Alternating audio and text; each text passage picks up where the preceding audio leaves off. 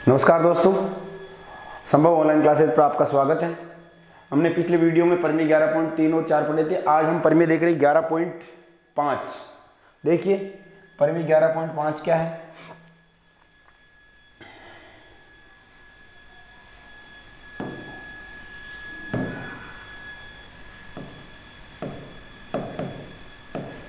परिमेय 11.5 आपके परिमेय 11.3 के जैसा। परिमेय 11.3 में हमने क्या था, किसी त्रिभुज के शीर्ष के अतः कोण की हमने समद्विभाजक रेखा खींची थी। अब हम खींचेंगे किसी त्रिभुज के बहिष्कोण की समद्विभाजक रेखा। किसी त्रिभुज के बहिष्कोण की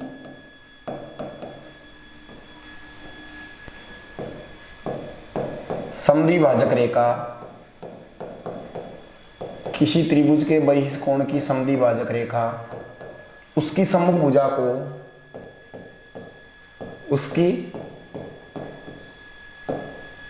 सम्मुख भुजा को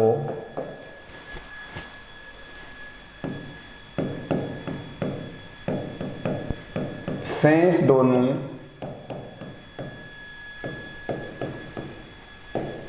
भुजाओं के अनुपात में विभाजित करती है। देखिए क्या कह रहा है, किसी त्रिभुज के बहिष्कोण की समद्विभाजक रेखा उसकी सम्मुख भुजा को शेष दोनों भुजाओं के अनुपात में विभाजित करती है। और हमारा परिमेय 11.3 क्या था, किसी त्रिभुज के किसी शीर्ष से खींची गई एक उस शीर्ष कोण की समद्विभाजक रेखा उसकी सम्मुख भुजा को शेष दोनों भुजाओं के अनुपात में विभाजित करती है, और ये बहिष्कोण की समद्विभाजक रेखा है। तो देखिए सबसे पहले हम इसकी आकृति लेंगे। आकृति लेंगे इसमें हम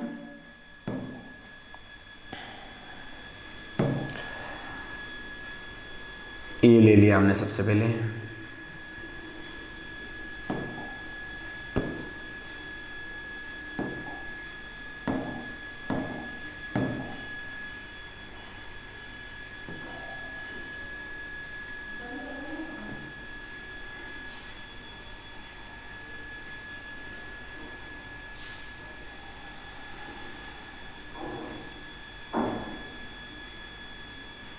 ये त्रिभुज एबीसी है हमारा, और इसका बहिष्कोण भी ले लेते हैं हम साथ में। इसी को थोड़ा आगे बढ़ा देते हैं। तो देखिए यहाँ से हो जाएगा, ये ए बी सी त्रिभुज है, ये इसके बहिष्कोण है, ये इसकी समद्विभाजक रेखा खींच देंगे हम यहाँ से। इस बहिष्कोण की समद्विभाजक रेखा थोड़ा अलग कलर ले लेता हूँ उसका। इस बहिष्कोण की समद्विभाजक रेखा है ये, जो इसकी सम्मुख भुजा को किस अनुपात में विभाजित करते हैं, इसकी सम्मुख भुजा ये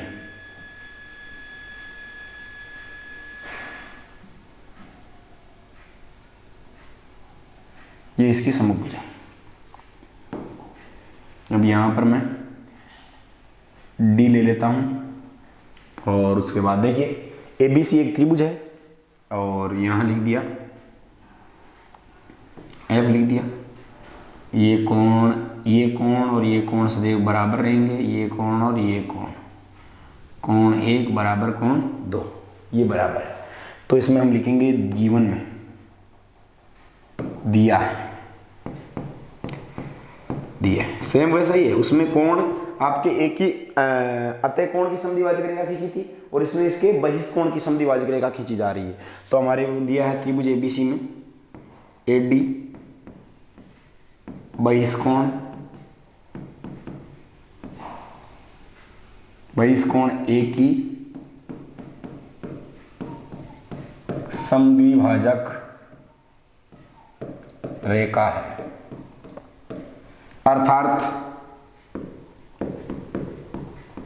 अर्थात कोण 1 बराबर किसके हैं, कोण 2 के। कोण 1 और 2 आपस में क्या है, बराबर है। उसके बाद में सिद्ध करना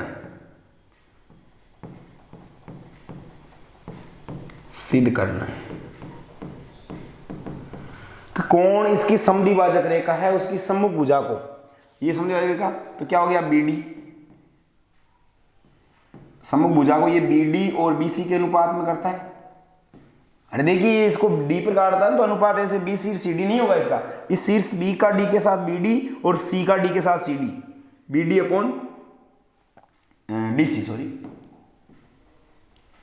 बी डी अपॉन बी का डी के साथ बी डी अपॉन डी का सी के साथ D C, B D upon D C is equal to लेके आना है आपको दोनों भुजाएं कौन सी बची, ए बी और ए सी, ए बी और ए सी। तो बी का डी के साथ बी डी था, बी डी हो जाएगा और सी का डी के साथ D C, B D upon D C, और इसकी त्रिभुज की शेष दोनों भुजाएं कौन सी बची, एक ए बी बची एक ए सी बची, ए बी बराबर ए सी, ये आना चाहिए। अब देखिएगा इसमें रचना करेंगे हम, रचना इसकी क्या करेंगे, रचना में हम करेंगे सेम उसी प्रकार से।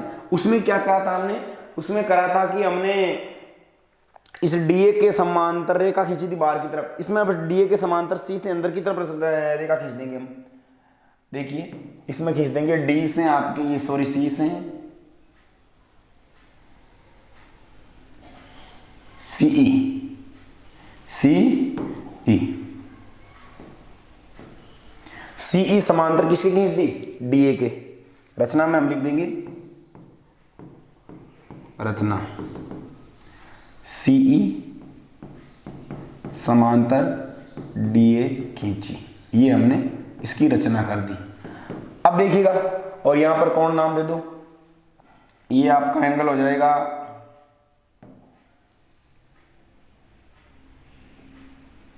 ये एंगल 3 और ये एंगल 4, सेम उसी प्रकार से हो गया। अब देखिएगा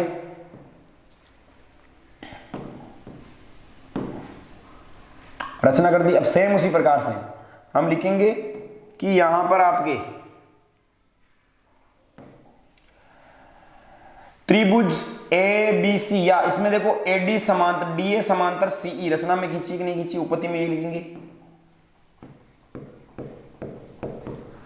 उपपत्ति में चूंकि डी ए समांतर सीई या सीई समांतर डी ए कहां से, रचना से।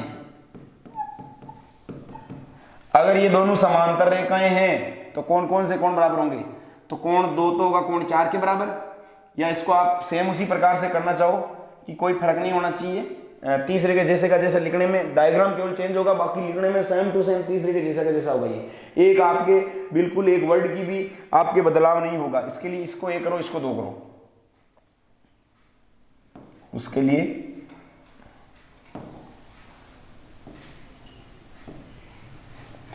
लिए इतना बदलाव करना होगा, इसको 1 करेंगे इसको 2 करेंगे। अब देखिए अब इसको आराम से, डी ए समांतर सी, तो कोण 1 4 के संगत कोण है, कोण 2 3 का कौन सा, एकांतर कोण, क्योंकि डी ए और सी क्या है, समांतर है उसी प्रकार से, तो आपके हो जाएगा इसलिए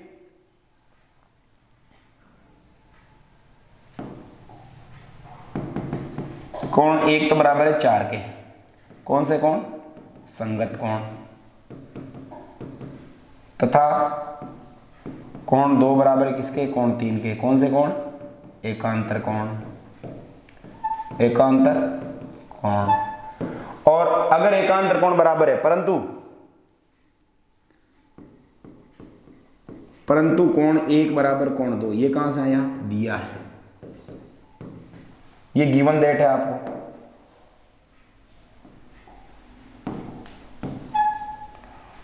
ये दिया है।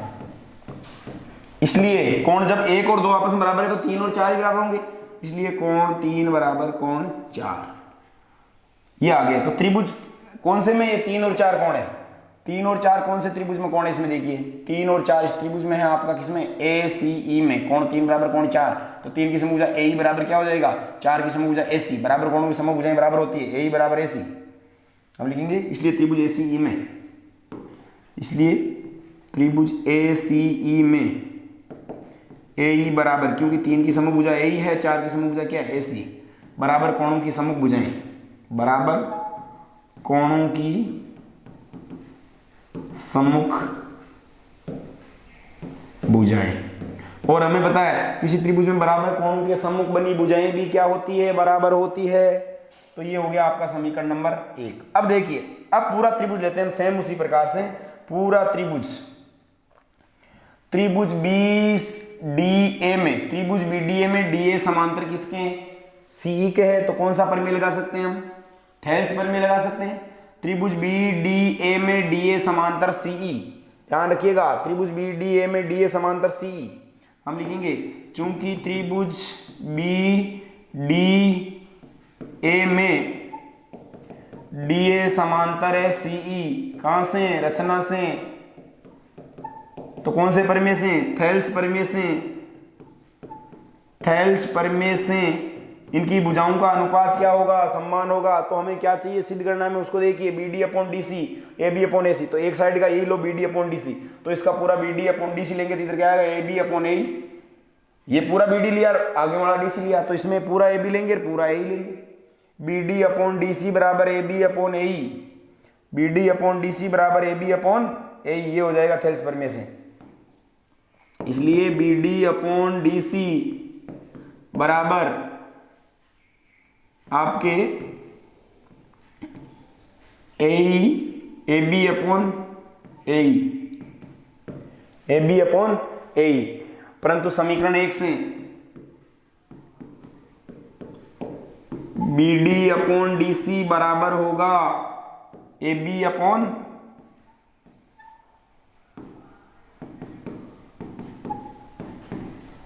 ए सी जी।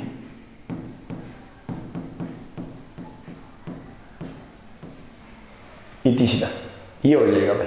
देखिए सेम टू सेम ये परिमेय सेम टू सेम आपका तीसरा परिमेय है, उसमें आपके अंत्यकोण की समद्विभाजक रेखा थी और इसमें आपके बहिष्कोण की समद्विभाजक रेखा, और कोई परिवर्तन नहीं है। ध्यान से देखिएगा, आराम से समझ में आ जाएगा। और हाँ, यदि हमारी ये वीडियो आपको पसंद आते हैं तो इनको जरूर शेयर करें और सब्सक्राइबर भी करें ज़्यादा से ज़्यादा और लाइक करें।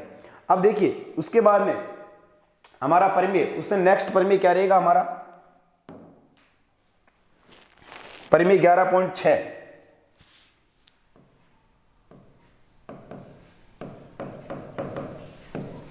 अब आएगा समरूपता के परिमेय।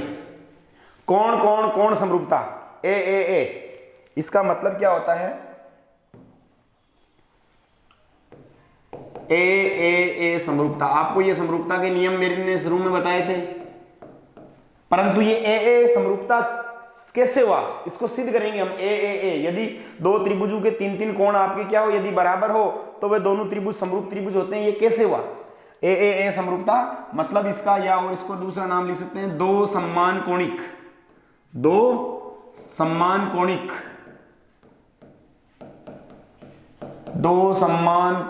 त्रिभुज समरूप होते हैं। दो सम्मान कोणिक त्रिभुज समरूप त्रिभुज होते हैं। दो सम्मान कोणिक त्रिभुज क्या होते हैं, समरूप त्रिभुज होते हैं। ये हमें प्रूव करना है, या इसी थ्योरम को हम केवल ए भी बोल सकते हैं, ए केवल इतना, क्योंकि यदि हमें पता है कि दो त्रिभुजों के 2 कोण परस्पर समान है तो तीसरा कोण स्वतः ही समान मिलेगा, कोई दिक्कत नहीं आएगी। अब देखिए, दो सम्मान कोणिक परस्पर समरूप त्रिभुज होते हैं। दो सम्मान कोणिक त्रिभुज कौन से त्रिभुज होते हैं, समरूप त्रिभुज होते हैं। ये हमें प्रूव करना है। तो देखिए, सबसे पहले हमें 2 त्रिभुज लेंगे हम। एक त्रिभुज तो ये ले लिया और एक त्रिभुज थोड़ा बड़ा ले लेते हैं। ये 2 त्रिभुज ले लिए। अब देखिए, इन दोनों का नाम दे देता हूं मैं।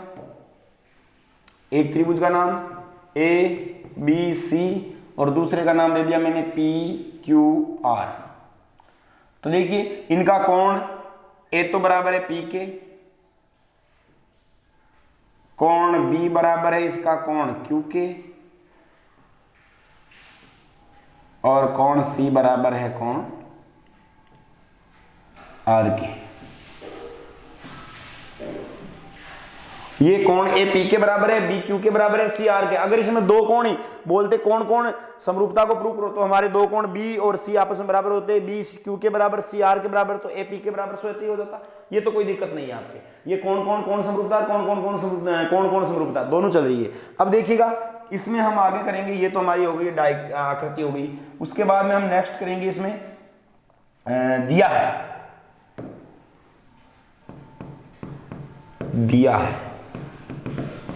क्या है, त्रिभुज ए बी सी व त्रिभुज पी क्यू आर में हमें दे रखा है कोण ए तो बराबर है पी के, कोण बी बराबर है कोण क्यू के, कोण सी बराबर है कोण आर के। ये हमें दिया हुआ है दोनों में। अब सिद्ध करना है, सिद्ध क्या करना है कि ये दो समान कोणिक त्रिभुज है, इनको क्या सिद्ध करना है, समरूप सिद्ध करना है। मतलब त्रिभुज ABC समरूप त्रिभुज PQR, इन दोनों को समरूप सिद्ध करना है। अर्थात समरूप त्रिभुजों की विशेषताएं क्या बताती थी कि ऐसे दो त्रिभुज जिनके संगत कोण परस्पर बराबर हो और संगत भुजाएं क्या हो, समानुपाती हो।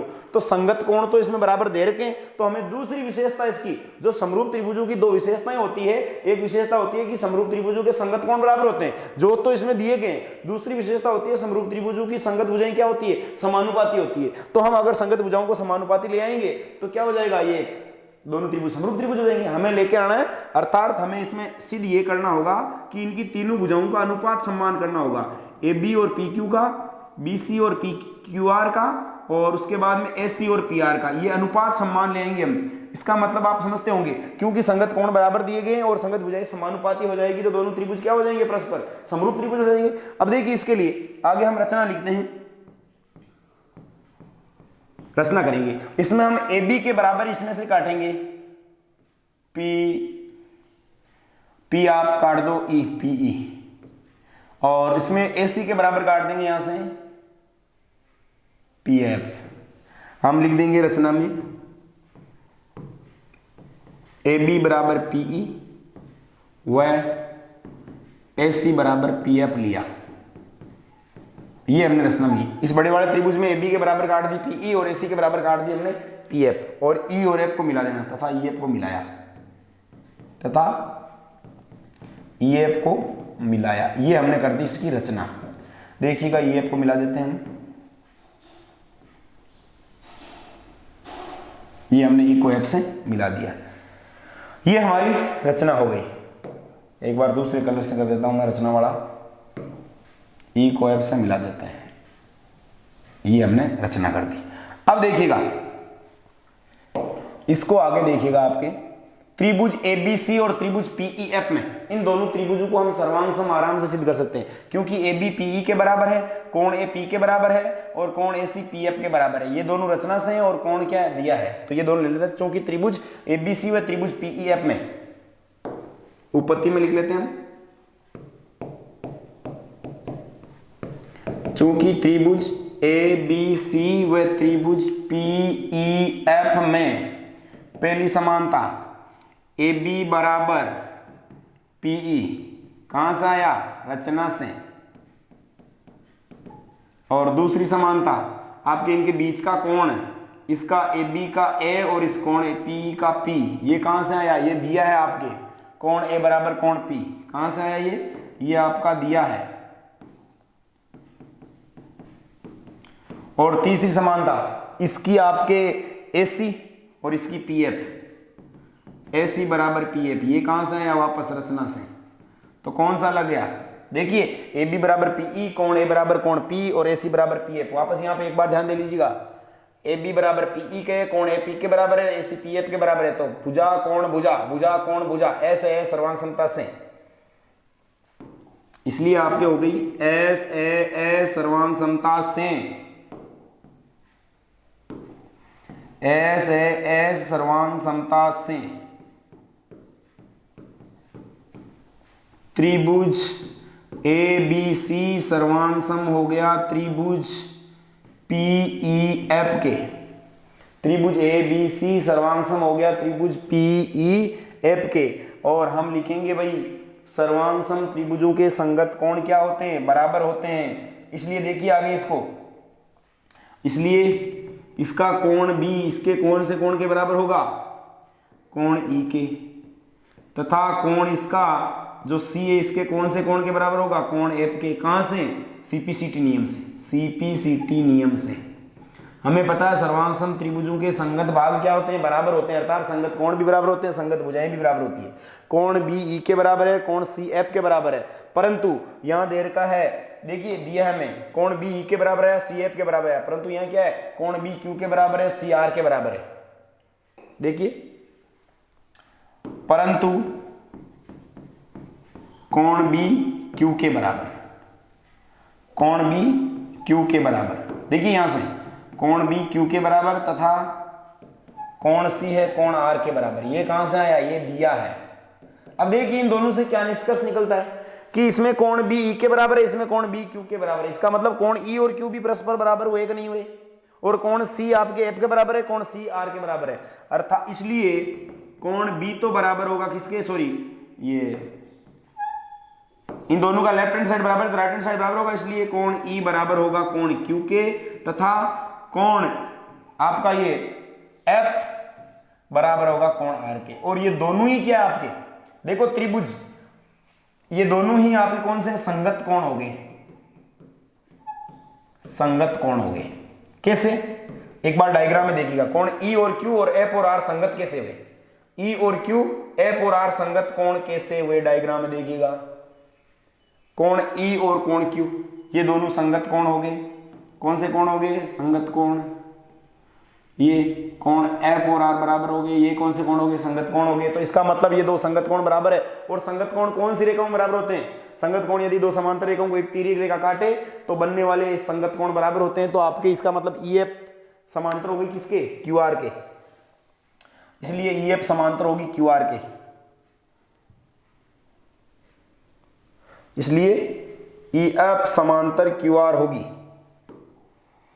या ऐसे लिख दो, अर्थात जब संगत कोण हुए बराबर तो ई एफ समांतर क्यू आर। अब हम लेंगे त्रिभुज पी क्यू आर में, चूंकि त्रिभुज पी क्यू आर में ई एफ समांतर आ गई किसके, क्यू आर के। कहां से, यहां से, यहां से आई कि नहीं आई, समीकरण नाम दे देना, समीकरण 1 से। और हमें पता है ई एफ समांतर क्यू आर आ गई। किसी त्रिभुज में समांतर भुजाओं को जो कोई एक भुजा के समांतर कोई रेखा खींची जाए तो कौन सा प्रमेय लगा जाता है, थेल्स प्रमेय से, इसलिए थेल्स प्रमेय से। अब देखिए यहां पे वापस डायग्राम में ई एफ समांतर क्यू आर है तो थेल्स प्रमेय कैसे लगेगा, ई एफ समांतर क्यू आर है तो भुजाओं का अनुपात समान होता है। तो हमें क्या चाहिए, A B upon P Q चाहिए, B C upon Q R चाहिए। तो हम लिख लेते हैं भाई P E upon P Q, P Q चाहिए ना हमें, P F upon P R, P E upon P Q पूरा ऊपर वाला पूरा, ऊपर वाला पूरा, P E upon P Q बराबर P F upon P R हम लिख देंगे।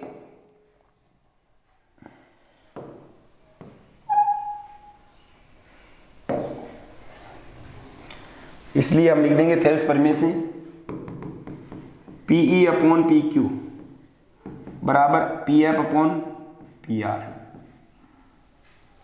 परंतु पी ई किसके बराबर खींची थी हमने, ए बी के, वह पी एफ किसके बराबर खींची थी हमने, उसके ए सी के।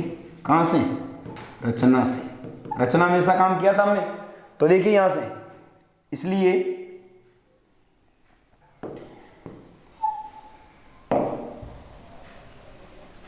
आपकी क्या हो जाएगा, पीई की जगह हो जाएगा A B upon P Q बराबर आपका पी एफ की जगह S C upon P are.